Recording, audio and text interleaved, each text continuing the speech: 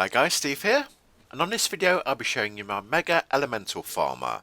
Now I must warn you beforehand that I don't think the game mechanics intentionally intended us to farm like this, but you've always been able to since I've put platform saddles in the game, which has been over a year now. Most people use this method to Quetzal farm, and I've tried contacting the devs on the forum to ask them if this is okay before I made this video, but I got no reply. So I guess I'm not too bothered about it. This method of gathering is called Weightless Farming, and it works like this. All harvesting creatures like these elementals have a weight limit, so when they fill up, they become overburdened and can't move. However, if you stand them on a platform, here I'm using a penis horse platform saddle, the penis horse doesn't recognise how much weight the rock elemental is carrying. So even though the elemental is so full it can't move, it's still able to farm, because the penis horse is carrying it around. There are different designs you can pick to build the ramps, so I'm going to show you how I made this one.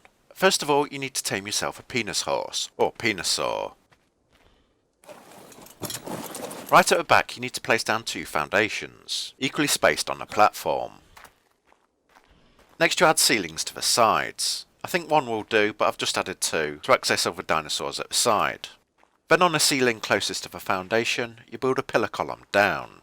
It almost needs to touch the ground, as the ceiling tiles at the bottom have to have at least 1 pillar below them. Extend another ceiling tile to the side so you've got 2. Then from those ceilings build ramps down to the ground. Only the one closest to the horse will be able to reach the floor, as the outer one to the side is too far away from the foundation and you won't be able to place a ramp. I've placed back there so to try and stop the elemental getting pushed off a ramp. You could just have 1 ramp if you wanted, otherwise you can mirror it on the other side, or have something different. Okay, now onto the user guide of what and not to do. When you load the elementals, don't have them too close to the horse, as if they touch your saddle, it'll rub a band and stop the horse from moving. What you need to do instead is make sure the elementals are far enough away from the saddle. That way it won't interfere with the horse's movement.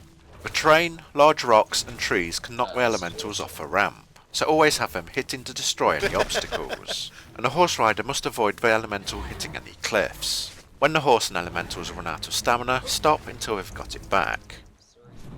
When an elemental does get knocked off a ramp, it will be overburdened and can't move, so it's up to the horse rider to get into position and scoop him up. And once that's done, you can carry on farming. With 2 rock elementals on, something this wide won't fit through a stone behemoth gate. If your base is built on a plateau, a way to get around this is to build a temporary ramp. That way the penisaur can walk up it with the elementals on its side, when there's no gateways or buildings to obstruct your movement and knock the elementals off. After you've finished farming, get back to your base and you'll find out that you've got a ton of resources. As you can see, it's a lot quicker farming this way than it is by the normal method. It makes up in some small way for all the dinosaurs we lose from a constant disconnecting. One last thing I don't think many people know. When you have a creature that's overburdened and can't move, to move it around you can whip it. So even though it's got a ton of stuff in, you can still move it to where you want it. Thank you for watching. If this was helpful, please like and subscribe. Don't forget to check out the other helpful videos at the end, and hopefully I'll see you again. Goodbye.